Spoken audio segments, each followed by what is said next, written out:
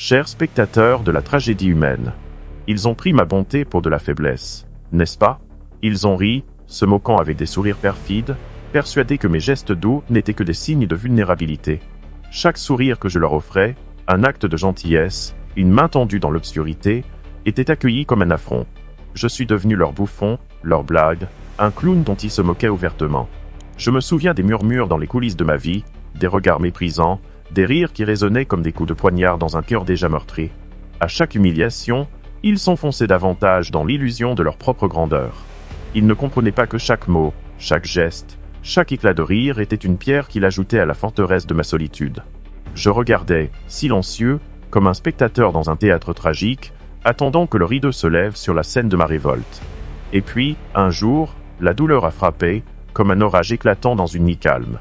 C'était l'élément déclencheur, le point de non-retour. J'ai ressenti la colère bouillonner en moi, une lave ardente prête à détruire tout sur son passage. C'était comme si le monde entier avait décidé de me piétiner, mais au lieu de me briser, cela a forgé ma force. J'ai compris que la bonté, ce trésor que je pensais précieux, n'était qu'un fardeau dans les mains de ceux qui ne savent pas l'apprécier. À partir de ce moment, ils ont commencé à trembler. Les mêmes visages qui se moquaient de moi, qui m'ignoraient, ont vu la métamorphose se produire. Ils ont vu le reflet de leur mépris dans mes yeux, et la terreur s'est installée comme un invité indésirable. Chaque pas que je faisais, chaque mot que je prononçais, était une promesse de justice. La condescendance s'est muée en crainte, une danse macabre où je devenais le maître de cérémonie. Leurs cris de surprise, leur visage blême en découvrant ma force, étaient une symphonie délicieuse pour mes oreilles. Ils réalisaient que derrière ce masque de bonté se cachait une tempête prête à éclater. Leurs rires étaient devenus des soupirs, leurs moqueries, des balbutiements de peur. Ils n'étaient plus les géants que je voyais autrefois, mais des ombres tremblantes, cherchant refuge dans l'oubli de leurs actes. Et pourtant, dans cette nouvelle réalité, je me tenais là, seul.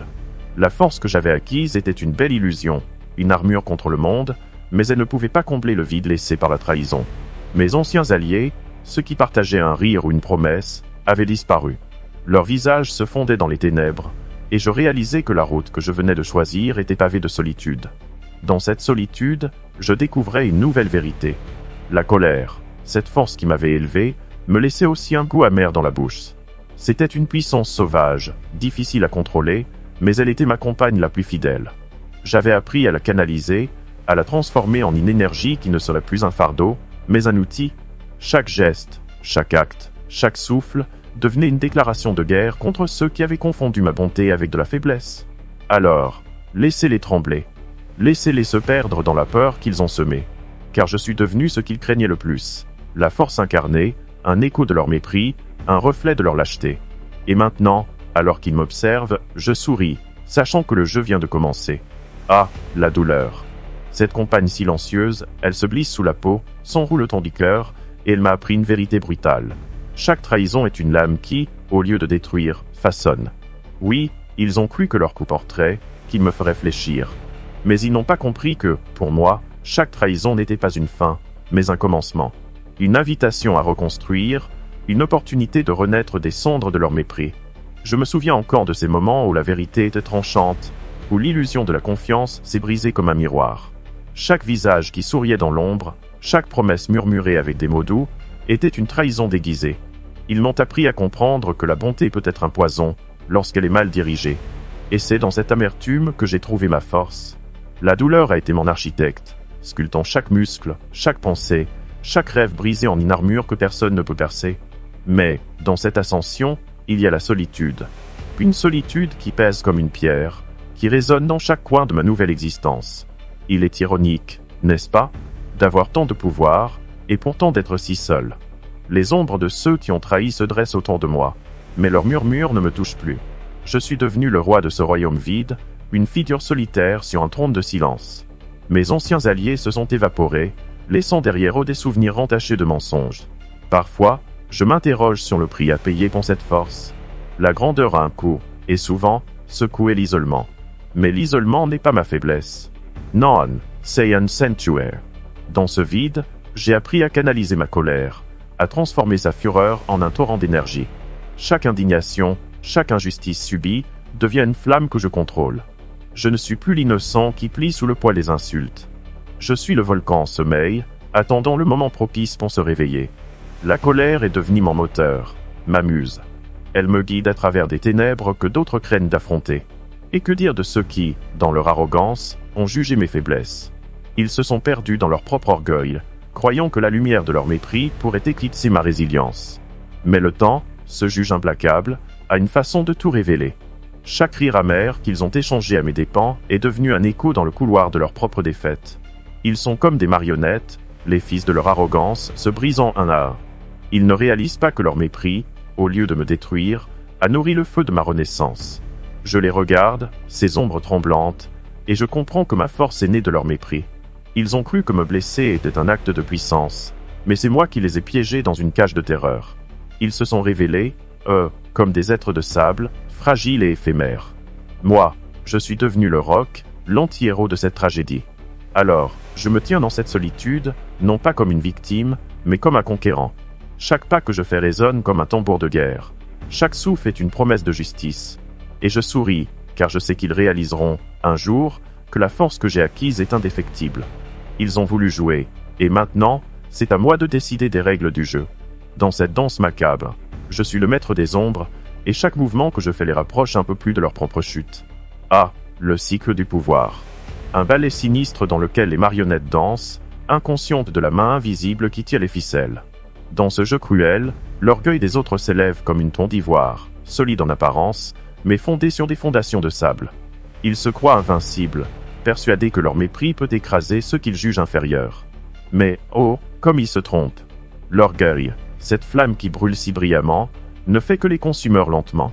Ils oublient que chaque action a sa résonance, que chaque éclat de rire peut se transformer en écho de désespoir. Regardez-les, ces silhouettes fanfaronnantes, se pavanant dans leur arrogance. Ils pensent que leur pouvoir est éternel, qu'ils peuvent piétiner les âmes vulnérables sans conséquence. Mais le temps, ce juge implacable, a une manière unique de révéler la vérité. Les murs de leur arrogance s'effritent, et les fissures laissent entrevoir l'effroi qui les habite. Ils se tiennent là, figés par la peur de la chute, tandis que je monte, lentement mais sûrement, vers des sommets qui n'ont jamais osé imaginer. Chaque pas que je fais sur ce chemin chaotique est une victoire sur les décombres de leurs illusions. Je ne suis pas là pour m'excuser, ni pour chercher la rédemption. Non, je suis là pour revendiquer. Chaque regard que je jette sur leur visage devient une arme, une épée qui tranche à travers leur arrogance. Ils sont les architectes de leur propre perte, les bâtisseurs d'un empire de peur. Chaque ricanement qu'ils échangent devient une pierre sur laquelle je construis ma forteresse. Et que dire de ceux qui ont cru que leur mépris pourrait me briser? Ils sont comme des feuilles d'automne, se laissant emporter par le vent de leur propre désillusion. Ils sont tombés, un à un, dans le piège de leur propre bris. Pendant qu'ils rient, je me nourris de leur terreur. Leurs visages sont devenus le miroir de ma force. Je ne suis plus l'ombre qui s'efface sous la lumière de leur arrogance. Je suis la nuit qui engloutit le jour, une obscurité qui se nourrit de leur mépris. Mais ce pouvoir, ce cycle, ne se termine jamais sans conséquence. Chaque action a son prix, et celui-ci est souvent amer. Ils pensent que leur orgueil les rendra invincibles, mais ils ne réalisent pas que leur mépris crée une tempête qui les engloutira. Ils sont comme des navigateurs perdus dans une mer déchaînée, incapables de voir que les vagues qu'ils ont créées les ramèneront à leur propre rivage, celui de la peur et des regrets. Et moi, je me tiens là, au sommet de cette vague, non pas en tant que spectateur, mais en tant que maître des marées. Je n'ai pas choisi cette solitude, mais je l'accepte comme le prix de ma grandeur. Je suis devenu ce que je suis grâce à eux, et je ne compte pas rotuler. Chaque instant de mépris qu'ils m'ont infligé est devenu une boussole qui me guide dans cette obscurité. Ils ne voient pas qu'ils ont nourri la bête qui sommeillait en moi. Leur mépris, leur orgueil, tout cela a servi à forger une force que personne ne peut détruire. Alors, regardez-moi bien. Je suis l'anti-héros de cette histoire. Ils se sont joués de moi, mais maintenant, je suis le jeu. Chaque mouvement que je fais est une danse avec la justice immanente. Un rappel que le temps finira toujours par trancher à travers les mensonges. Et dans cette danse, je suis le maître, et eux, les danseurs malheureux, se débattant dans les mailles de leur propre filet. Ah, la nature humaine, ce labyrinthe d'illusions où la bonté est souvent perçue comme une faiblesse, une vulnérabilité à exploiter. Dans cette danse macabre, ils se moquent des âmes généreuses, persuadés que leur mépris est une armure. Mais, hélas, ils ne voient pas que la bonté, loin d'être une faille, est une force insoupçonnée, un feu qui brûle silencieusement sous la surface. C'est là, dans l'obscurité de leur mépris, que la véritable puissance se cache, attendant le moment parfait pour éclater. Rappelez-vous ces instants de compassion, de douceur, où vous tendiez la main, espérant toucher une âme perdue. Ils ont ri, ils ont tourné le dos, convaincus que la bonté était un signe de faiblesse, une invitation à la cruauté. Mais tout cela n'était qu'un mirage, une illusion tissée par leur propre arrogance. Au fond, ils n'ont jamais compris que la bonté, lorsqu'elle est trahie, se transforme en un feu dévastateur. Elle ne disparaît pas. Elle se nourrit des blessures infligées, forgeant une force qui peut réduire en cendres ceux qui l'ont sous-estimée. Chaque trahison, chaque dédain, a été une pierre sur le chemin de ma transformation. Vous voyez, la solitude qui accompagne cette force est à la fois un fardeau et un trésor. Elle me rappelle les visages de ceux qui ont cru que ma gentillesse serait éternelle, que je resterais un simple spectateur de leur jeu cruel. Mais je ne suis pas là pour pleurer sur mon sort. Non. J'accepte cette solitude comme le prix à payer pour ma grandeur. J'ai appris à savourer le goût amer de la trahison, à en faire un moteur, une énergie qui propulse ma volonté. Et quelle ironie, n'est-ce pas? Ceux qui m'ont méprisé, ceux qui m'ont traité comme un moins que rien, se retrouvent aujourd'hui à trembler devant la force que leur mépris a engendrée. Ils ont construit des murs d'orgueil, mais ces murs sont maintenant leurs chaînes. Chaque éclat de rire qu'ils ont échangé a résonné dans le vide, transformant leur mépris en peur palpable. Ils réalisent maintenant que la bonté, même lorsqu'elle est trahie, est une arme redoutable, capable de faire vaciller les plus puissants. La justice du temps est implacable, et elle ne fait pas de distinction entre le bon et le mauvais. Elle révèle la vérité cachée derrière les masques, dénudant les âmes de ceux qui se croyaient invincibles. Ils se retrouvent face à leur propre reflet, un reflet déformé par l'orgueil et la cruauté. La bonté, lorsqu'elle est trahie, se dresse comme un monument à la résilience, une force qui ne peut être ignorée.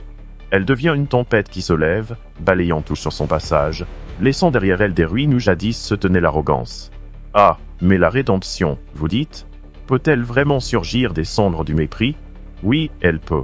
Car même dans la noirceur la plus profonde, il y a une lueur, une possibilité de retrouver la bonté, non pas comme une faiblesse, mais comme une force indomptable. Ceux qui ont compris cela voient la lumière, tandis que les autres s'enfoncent dans leur propre abîme, consumés par les ombres qu'ils ont créées. Ainsi, la bonté n'est pas un simple acte de générosité. C'est une armure, une force qui, lorsqu'elle est malmenée, se transforme en un cri de guerre. Une force que je porte avec fierté, une force qui ne se plie pas, mais qui se renforce à chaque coup. Alors, que ceux qui m'ont méprisé tremblent, car ils ont joué avec le feu et se retrouvent maintenant à brûler dans les flammes de leur propre arrogance. La bonté, sous des couches de douleur et de solitude, attend patiemment son heure, prête à s'élever et à faire écho à la justice que le temps ne manquera pas d'apporter. Le temps, se juge impitoyable, s'avance silencieusement, comme une ombre qui engloutit tout sur son passage. Il ne se presse pas, il observe et, avec une patience diabolique, il dévoile les vérités cachées sous les masques de l'hypocrisie. Chaque sourire fin, chaque mot doux jeté comme une pierre pour apaiser une conscience tourmentée, finit par se retourner contre ceux qui ont cru pouvoir jouer avec les âmes. Le temps, ce sculpteur cruel, façonne les destins, et il est capable de détruire les plus belles illusions. Regardez bien. Ces visages qui se pavanaient dans l'orgueil, maintenant marqués par la peur, se rendent compte que leur arrogance était une prison, bâtie sur des fondations de mensonges. Ils ont méprisé les valeurs qui les entouraient, persuadés que la domination était synonyme de force. Mais la force est bien plus que cela. Elle se cache dans la résilience, dans la capacité à se relever après avoir été piétinés. Le temps leur montre à quel point leur mépris n'était que le reflet de leur propre faiblesse.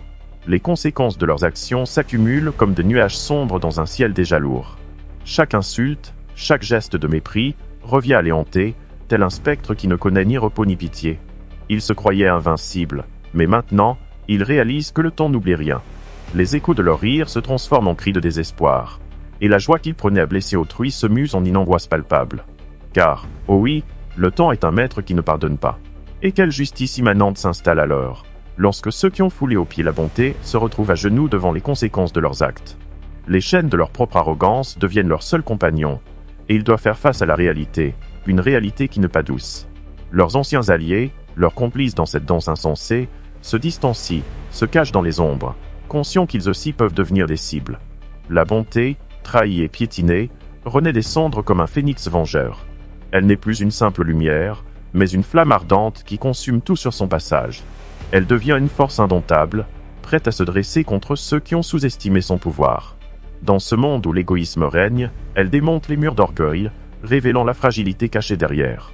Les leçons que le temps enseigne sont aussi acerbes qu'elles sont nécessaires.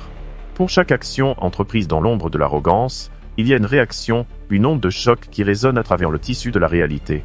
Et là où la cruauté a semé le désespoir, le temps récolte la peur, une peur qui se nourrit des erreurs passées. Chaque acte de mépris s'inscrit dans le grand livre du destin. Et ceux qui ont cru pouvoir échapper à la justice découvriront, trop tard, que le temps n'est pas leur allié, mais leur bourreau. Le mépris, ce poison qui coule dans leurs veines, finit par les consumeurs. Ils ne voient pas qu'en se moquant de la bonté, ils ont scellé leur propre sort. Le temps les révèle tels qu'ils sont, des marionnettes dans un drame tragique, manipulés par leur propre cupidité. Alors, ils sont forcés de contempler le reflet déformé de leur âme, un reflet que seul le temps peut dévoiler. Ainsi, la solitude qui accompagne la puissance devient une compagne fidèle, un miroir froid qui réfléchit les vérités les plus sombres. Dans cette danse entre le temps et la justice, ceux qui ont sous-estimé la force de la bonté apprennent à leurs dépens que les actes ont des conséquences. Ils plongent dans un abîme de regrets, incapables de fuir l'ombre qui les suit, sculptés par leurs propres mains, façonnés par leur mépris. Oh le temps, si Dieu silencieux, finira toujours par avoir le dernier mot. La grandeur, un fardeau lourd à porter, se dessine dans la solitude.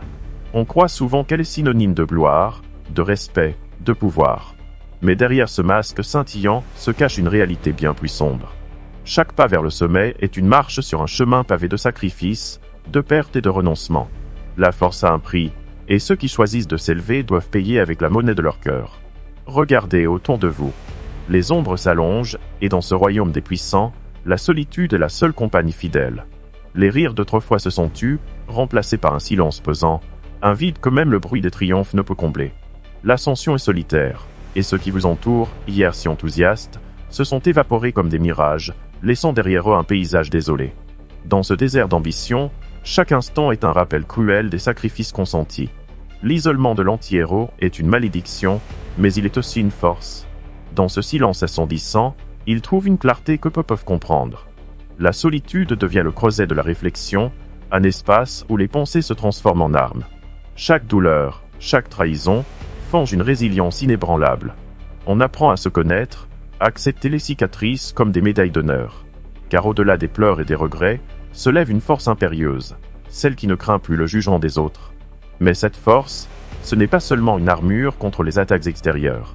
Elle est aussi une lumière qui éclaire les recoins sombres de l'âme. Chaque instant de solitude est une invitation à plonger plus profondément, à explorer les profondeurs de sa propre psyché. On y découvre des facettes de soi que l'on ignorait, des désirs enfouis, des colères refoulées. La solitude, loin d'être un ennemi, devient un allié redoutable.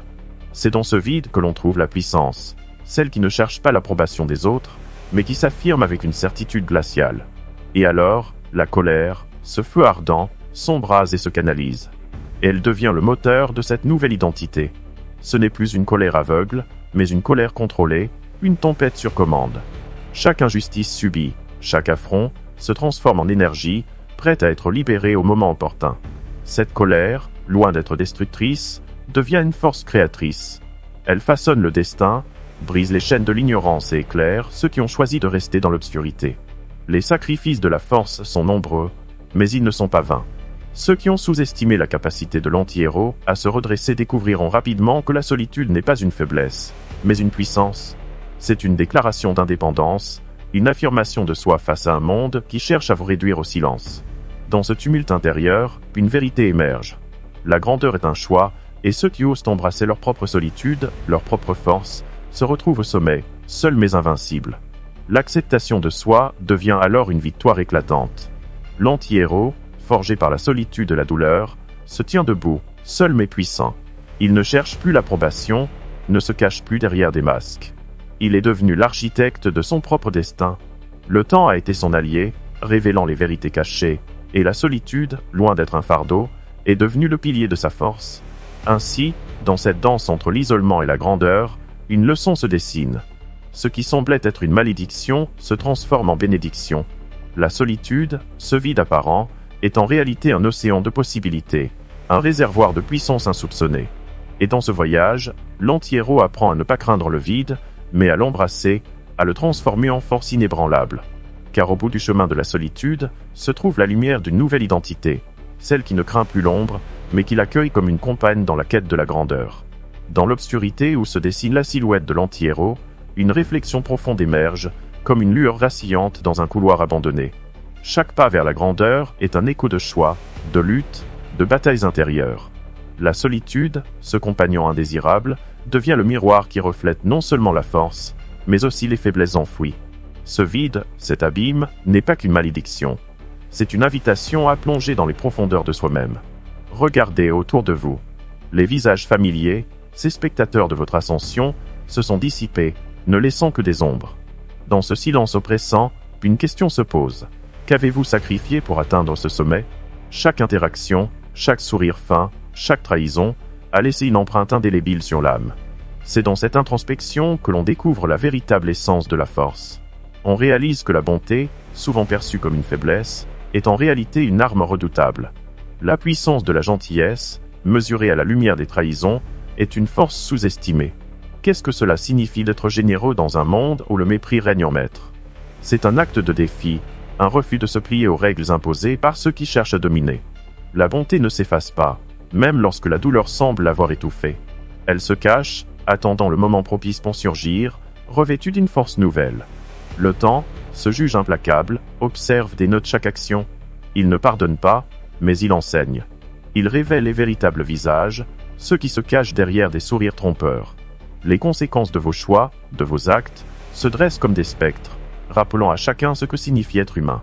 Dans ce cycle, la solitude devient un vecteur de vérité. Elle nous force à affronter nos propres démons, à reconnaître nos erreurs, à accepter nos faiblesses. Et pourtant, il y a une beauté dans cette lutte. Chaque échec, chaque douleur, devient une leçon. Au lieu de fuir, on choisit de faire face. On se retrouve face à soi-même, dans un combat sans fin. La colère, cette flamme ardente, se transforme en une force canalisée. Elle n'est plus un poison, mais un élixir, permettant de se relever après chaque chute. C'est dans cette acceptation de soi, dans cette confrontation avec ses propres limites, que l'on découvre une puissance insoupçonnée. Cette solitude, si souvent redoutée, devient le terreau de la renaissance. L'anti-héros, armé de ses cicatrices, se lève, non pas en quête d'approbation, mais en quête de vérité. Il comprend que chaque regard méprisant, chaque murmure de dédain, ne sont que des reflets de la peur que les autres ressentent face à sa force. La bonté, bien que blessée, ne meurt jamais. Elle attend patiemment, prête à se manifester lorsque le monde en a le plus besoin. Alors, osez réfléchir. Quelles sont vos vérités cachées? Quelles faiblesses vous empêchent de vous élever? Dans cette quête de soi, n'oubliez jamais que la gentillesse, malgré les blessures, est une force qui change le monde. Elle ne demande pas la reconnaissance, mais elle insiste sur la nécessité d'un changement. Car au final, ce n'est pas la puissance brute qui façonne la véritable grandeur, mais la capacité à faire preuve de bonté même dans les ténèbres. La vie est un jeu cruel, et ceux qui choisissent de jouer le rôle de l'anti-héros doivent accepter les règles de ce jeu. Le vide, ce néant, ne doit plus être craint. Il est une promesse, un potentiel. Dans cette danse entre l'ombre et la lumière, vous avez le pouvoir de choisir votre chemin. Embrassez la solitude, affrontez vos faiblesses, et laissez la bonté être votre guide. Car dans ce voyage, vous découvrirez que la véritable force réside dans la capacité à rester debout, seul mais inébranlable, au milieu du chaos. Partagez ce message si vous croyez que la véritable force émerge des ténèbres. Laissez un commentaire sur la manière dont une épreuve vous a façonné et a révélé votre résilience. Abonnez-vous à notre chaîne pour plus de réflexions puissantes sur la lutte et la renaissance. Rappelez-vous, c'est dans l'ombre que nous découvrons notre véritable essence.